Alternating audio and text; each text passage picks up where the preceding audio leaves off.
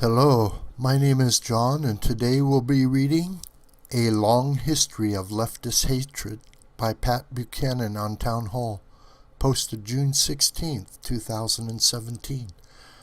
Pat Buchanan has been a senior advisor to 3 American presidents. He worked with Richard Nixon and Gerald Ford, as well as communications director for Ronald Reagan.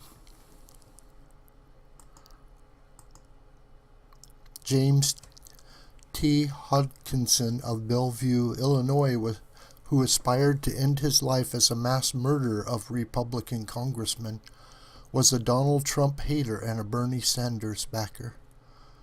Like many before him, Hodgkinson was a malevolent man of the hating and hard left.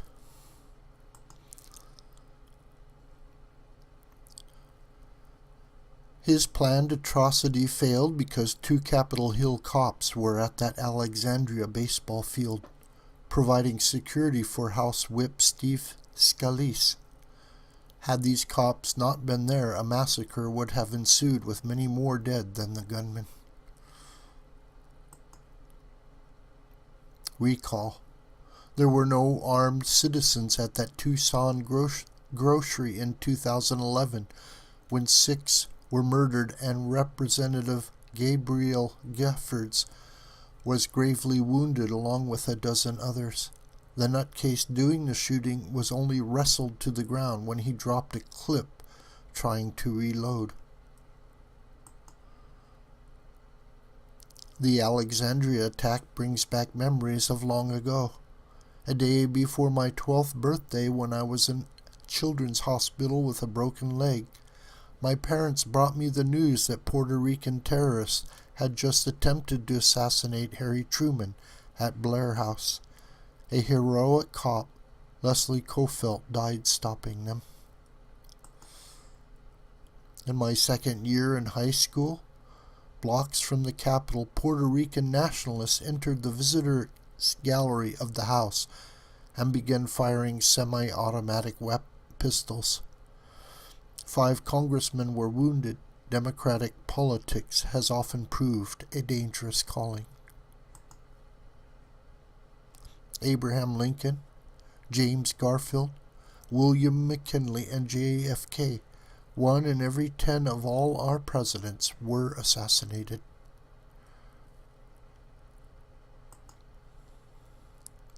Attending a service for a South Carolina congressman in the Capitol in 1835, President Jackson survived twin misfires of 2 pistols. Old Hickory used his cane to attack his assailant, who was collared by Congressman Davy Crockett of Tennessee. As a third-party candidate for president in 1912, Theodore Roosevelt was shot in the chest. "It takes more than that to kill a bull moose," Teddy scoffed, and finished his speech. In February 1933, President-elect FDR in Miami was the target of would-be assassin Giuseppe Zangara, whose arm was jostled at the moment of firing. The bullet killed Chicago Mayor Anton Cermak.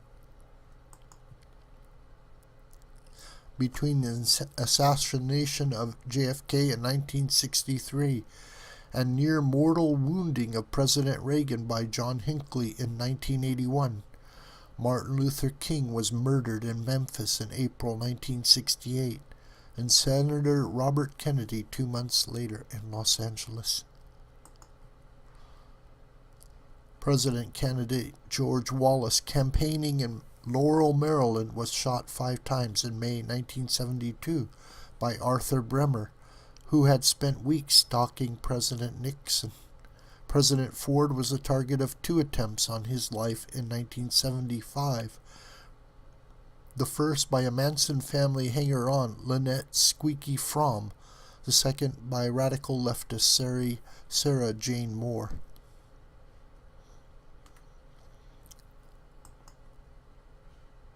What drove the assassins? In the early century, it was anarchism.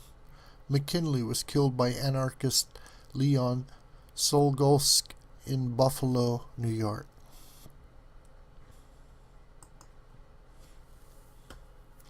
In 1919, Carlo Valdenassi tried to assassinate Attorney General A. Mitchell Palmer with a bomb on his porch at 2132 R Street. Valdenassi tripped on a wicket and his dynamite bomb exploded prematurely, blasting Carlo's body parts all over the neighborhood. Palmer's neighbor across the street, Assistant Secretary of the Navy, Franklin Roosevelt, rushed over to help.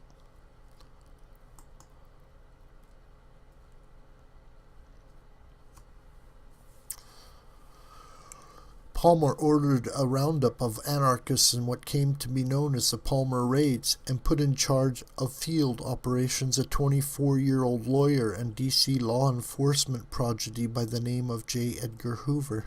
Hoover's career flourished, but the career of America's most famous anarchist, Emma Goldman, faded.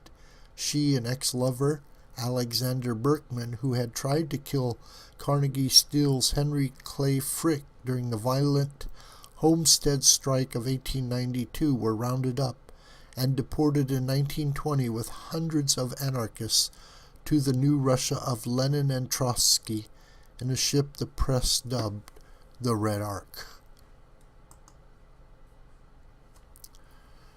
A. Mitchell Palmer did not get the 1920 presidential nomination he was seeking, but neighbor FDR did make it onto the ticket.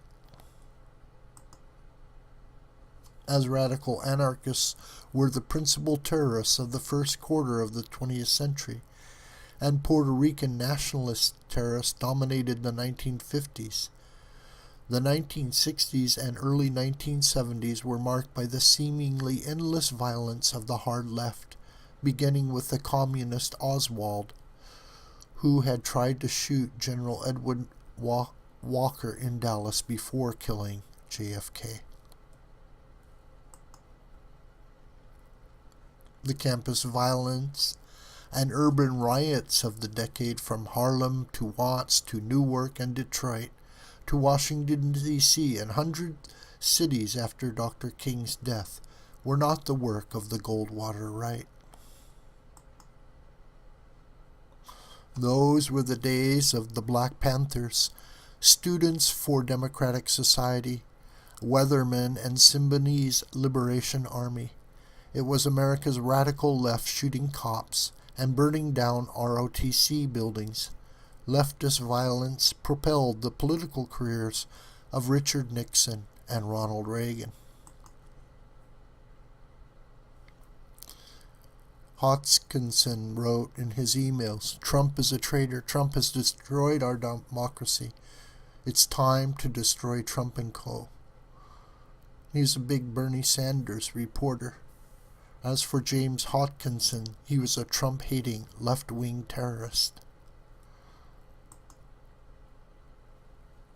And those who incite sick minds with images of blood-stained, decapitated head of the president, and cheer Central Park productions of Julius Caesar with the assassinated Roman consul made up to look like the president, cannot evade moral culpability.